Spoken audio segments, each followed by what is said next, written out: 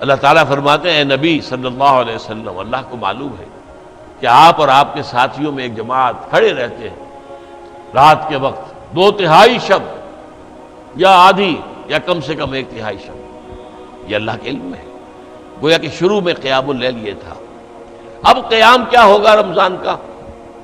رمضان مبارک کی راتوں میں نصف یا 2/3 یا 1/3 رات قرآن مجید کے ساتھ بسر کی جائے، جاگا جائے اور قرآن کو اپنے اندر جذب کیا جائے، یہ ہے قیام اللیل۔ لیکن اس کا قرآن میں ذکر کیوں نہیں ہوا؟ میں نے بیان کر دیا، قرآن میں آ جاتا تو فرض ہو جاتا، فرض ہو جاتا تو یہ تکلیف ما لا یطاق بہت سے لوگوں کے لیے، محنت کشوں کے لیے جو محنت مزدوری کرنے والے ہیں، اب وہ روزہ ہی رکھ لیں تو بڑی بات ہے۔ کوئی بیچارہ کسان جو ہے وہ فصل کاٹ رہا ہے، اس حال میں روزہ رکھتے ہیں، اللہ جنہیں ہمت دیتا ہے، توفیق دیتا ہے۔ یا کوئی اینٹیں ڈھو رہا ہے، روزہ، یہ روزہ ہی بہت بڑی بات ہے۔ اب آپ رات کو چاہیں کہ وہ رات کو کھڑا بھی رہے تو یہ گویا کہ ان کے اوپر بہت زیادہ زیادتی ہے، تکلیف ما لا یطاق ہے، قرآن میں نہیں آیا ورنہ فرض ہو جاتا۔ اب نوٹ کیجئے، تراویح کا جو نظام آج ہمارے ہاں ہے پوری دنیا میں ہے، یہ دور نبوی میں نہیں تھا، یہ دور صدیقی حضرت ابوبکر صدیق کے دور خلافت میں بھی نہیں تھا، بلکہ بات وہی تھی جیسے کہ تہجد ہوتی ہے انفرادی طور پر، اپنے طور پر لوگ جاگتے تھے، 2/3 رات جاگتے تھے، 1/3 رات جاگتے تھے، آدھی رات جاگتے تھے، قرآن پڑھتے تھے۔ صرف ایسا ہوا کہ 3 دن آپ نے ایک موقع پر ایک مرتبہ 3 دن نماز باجماعت کرائی ہے تہجد کی رمضان میں، لیکن وہ تہجد کے وقت، عشاء کے ساتھ نہیں، تہجد کے وقت، اور اس میں 8 رکعتیں ہی پڑھی ہیں جو آپ عام طور پر تہجد میں پڑھا کرتے تھے، کیونکہ وہ تہجد ہی پڑھائی آپ نے، قیام اللیل ہی پڑھائی۔ یہ قیام اللیل، تراویح کا لفظ اپنے ذہن سے ابھی نکال دیجئے، ابھی میں بتاؤں گا تراویح کہاں سے آئی، کیسے آئی، کیوں آئی اور اس کی کیا حکمت ہے۔ لیکن حضور کے زمانے میں نہیں تھا، 3 دن صرف آپ نے نماز باجماعت پڑھائی ہے۔ چوتھے دن صحابہ انتظار کرتے رہے کہ آپ برآمد ہوں اپنے حجرے سے، کچھ کھنگارتے بھی رہے کہ شاید آنکھ لگ گئی ہے تو ہمارے آواز دینے سے اس طرح سے آپ جاگ جائیں، آپ برآمد نہیں ہوئے۔ اگلے روز صبح کو آپ نے فرمایا دیکھو اگر میں یہ مسلسل تمہیں نماز پڑھاؤں گا تو یہ تم پر فرض ہو جائے گی۔ کوئی حکمت، قرآن میں آ جاتا تو فرض ہو جاتا، اور یہ بہت سے لوگوں کے لیے ناقابل برداشت ہوتا۔ حضور بھی مسلسل پڑھاتے یہ نماز تو فرض ہو جاتی ہے۔ وہی جو رافت اور رحمت اللہ تعالیٰ کے دل میں ہے وہی حضور کے قلب مبارک میں ہے امت کے لیے، تو آپ نے کہا کہ میں نے یہ فرض تمہیں اس لیے نہیں پڑھائی باجماعت نماز مسلسل کہ کہیں فرض نہ ہو جائے۔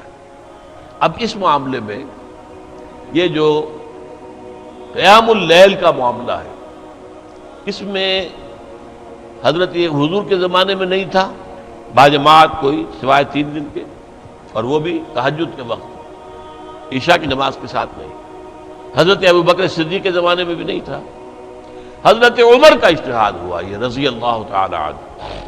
آپ ایک دفعہ گشت کرنے کے بعد مسجد میں آئے تو آپ نے دیکھا کچھ لوگ ایک کونے میں کھڑے ہیں اور کوئی حافظ صاحب ہیں وہ پڑھ رہے ہیں اور یہ سن رہے ہیں، اس لیے کہ رات کو جاگنا جو ہے وہ تو ممکن ہے، لیکن سب کو قرآن یاد تو نہیں تھا، قرآن مجید کیسے پڑھیں، پورا یاد تو نہیں ہے۔ اور آپ کو معلوم ہے ایسے چھپے ہوئے قرآن بھی اس وقت موجود نہیں تھے، عمدہ کاغذ کے اوپر اعلیٰ جلد کے ساتھ۔ تو اب یہی تھا کہ کچھ ایک حافظ صاحب یہاں کھڑے ہیں تو وہاں ان کے پیچھے کچھ لوگ کھڑے ہو گئے سن رہے، کوئی کسی اور کونے میں ہے، تو حضرت عمر نے فرمایا کیوں نہ انہیں ایک ہی امام کے پیچھے جمع کر دیا جائے۔ لہذا آپ نے فیصلہ کیا کہ اب 20 رکعت نماز عشاء کے فوراً بعد، اس میں جاگنے کا معاملہ وہ نہ آئے، 2/3 رات جاگنا، 1/3 رات جاگنا نہیں، عشاء کے رات 20 رکعت، عشاء کے بعد زیادہ سے زیادہ 1 گھنٹہ لگے گا، اس سے بھی کم لگتا ہے 50 منٹ 40 منٹ، یہ تو ہر شخص برداشت کر سکتا ہے۔ تو گویا کہ اصول کیا ہوا کہ ما لا یدرک کلہ لا یترک کلہ، اگر کوئی چیز بتمام و کمال حاصل نہیں کی جا سکتی تو اسے بالکل چھوڑ نہیں دینا چاہیے، کچھ جو بھی حاصل ہو سکتا ہے وہ لے لینا چاہیے۔ اس حکمت کے تحت حضرت عمر کا یہ فیصلہ ہے، ورنہ اصلاً صیام اور قیام یہ بالکل متوازی دونوں چیزیں ہیں۔ وہ حدیث آپ نے سنی ہوگی، حضور نے فرمایا من صام رمضان ایمانا و احتسابا غفر له ما تقدم من ذنبه، جس نے رمضان کے روزے رکھے ایمان کے ساتھ اور اللہ سے اس کا اجر مانگتے ہوئے، اجر طلب کرتے ہوئے، اس کے پچھلے سارے گناہ معاف ہو جائیں۔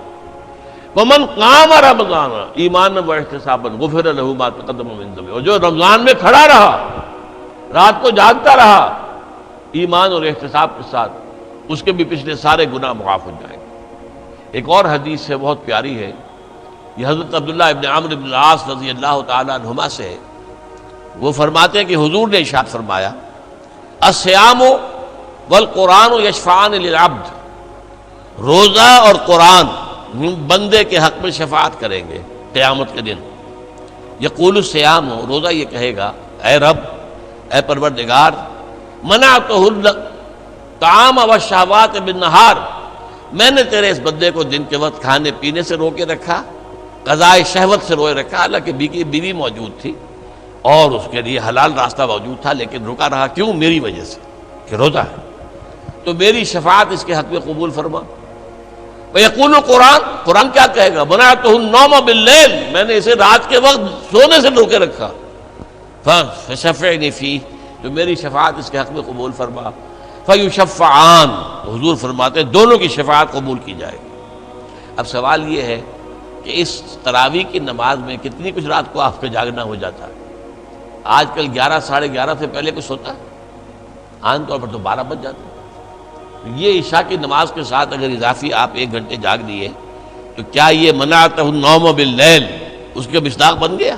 نہیں، یہ چیز اصل میں حضرت عمر کا اجتہاد ہے، اور چونکہ ہمیں حکم ہے علیکم بسنتی و سنت الخلفاء الراشدین المہدیین، اے مسلمانوں تم پر لازم ہے میری سنت کا اتباع اور میرے خلفائے راشدین المہدیین کی سنت کا اتباع۔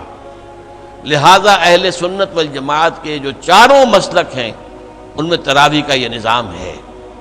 اہل حدیث حضرات اس کو نہیں مانتے، 20 کی بجائے 8 پڑھتے ہیں، حضور سے 8 ثابت ہے، یہ صحیح ہے، حضور سے 8 ہی ثابت ہے، کہ حضور سے تو پھر صرف 3 دن کی ثابت ہے، یا تو پھر پورا اگر حدیث پر عمل کرنا ہے تو یہ پورے رمضان میں تراویح پڑھنا آپ کے لیے درست نہیں ہوگا، پھر 3 دن پڑھائیے صرف، باقی انفرادی پڑھیں لوگ۔ لہذا یہ بات حقیقت یہ ہے کہ ہمارے لیے حضرت عمر کا اجتہاد، حضرت عمر نے خود اسے بدعت قرار دیا۔ پھر ایک اور موقع پر آپ مسجد میں داخل ہوئے، دیکھا لوگ پڑھ رہے ہیں، امام کے پیچھے کھڑے ہیں، پوری جماعت ہے، سکون کے ساتھ قرآن سن رہی ہے، تو آپ نے تبصرہ فرمایا نعم البدعۃ ھذہ، یہ ایک اچھی نئی بات ہے جو ہم نے شروع کی ہے، نئی بات ہے، دور نبوی میں نہیں تھی، دور صدیق اکبر میں نہیں تھی، تو نعم البدعۃ ھذہ، یہ ہم نے ایک نئی بات جو شروع کی، بہت اچھی ہے، بہت خوبصورت ہے، بہت عمدہ ہے۔ یہ ہے اصل میں قیام اللیل کا اصل مقصد۔ اس سے یہ تراویح کا جو ہے یہ کہ بالکل محروم نہ رہ جائے، تو اس حد تک تو بالکل ٹھیک ہے، یہ 20 رکعتیں، لیکن یہ کہ اس کے اوپر اکتفا کر لینا یہ بدقسمتی ہے۔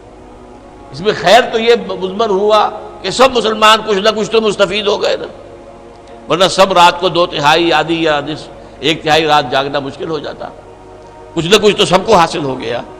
لیکن اس کا ایک برا نتیجہ یہ نکلا ہے کہ وہ قیام اللیل سرے سے اوجھل ہو گیا دنوں سے، تراویح ہی کو مستقل اور ہمیشہ کے لیے بات سمجھ لیا گیا، سمجھ لیا ہے کافی ہے۔ نہیں بھائی، یہ تو کم سے کم ہے، یہ حضرت عمر کا مقرر کردہ نظام تمام لوگوں کے لیے ہے، لیکن جو لوگ روزے کی برکات سے اور رمضان کی برکات سے صحیح طور پر مستفید ہونا چاہیں ان کے لیے یہ کہ رات کا تہائی یا آدھا یا 2/3 رات جا کر گزاریں۔ اب اس کا طریقہ کیا ہو؟ اب ہمارے ہاں کیا ہے، وہ 20 تراویح جو پڑھتے ہیں، وہ قاری صاحب یا حافظ صاحب جو سناتے ہیں، وہ لوگوں کو کیا پتہ کیا انہوں نے سنا، کیا انہوں نے پڑھا۔ اکثر و بیشتر تو پڑھنے والے کو پتہ نہیں ہوتا میں کیا پڑھ رہا ہوں۔ اکثر تراویح پڑھانے والے جو ہے حافظ ہوتے ہیں، عالم نہیں ہوتے، حافظ ہیں، وہ الفاظ جو قرآن کے وہ تو یاد کیے ہوئے ہیں، ان کا مفہوم تو انہیں معلوم نہیں ہے، وہ فارغ التحصیل تو نہیں ہے، عالم تو نہیں ہے، عربی زبان تو انہوں نے نہیں پڑھی ہے۔ اب یہ جو ہے تو اس سے یقیناً وہ ایک تقاضا پورا ہو گیا، حضرت عمر کے فیصلے پر عمل بھی ہو گیا، اس کا ثواب بھی لازماً ملے گا، لازماً ملے گا، لازماً ملے گا۔ ایک آدمی ہے وہ 20 رکعتیں پڑھ رہا ہے، قرآن سن رہا ہے، اس نے اپنا وقت لگایا ہے، قوت سے صرف کر رہا ہے، اور اپنی طاقت لگا رہا ہے تو یقیناً ثواب ملے گا، لیکن وہ قرآن اور رمضان کی اصل برکت وہ اس کو حاصل نہیں ہو سکتی۔ وہ تو یہ کہ سمجھ کر سنے، پڑھنے والا بھی وہ ہو جو سمجھ کر پڑھ رہا ہو، اور سننے والے بھی وہ ہو کہ جو کچھ سنے وہ سمجھے۔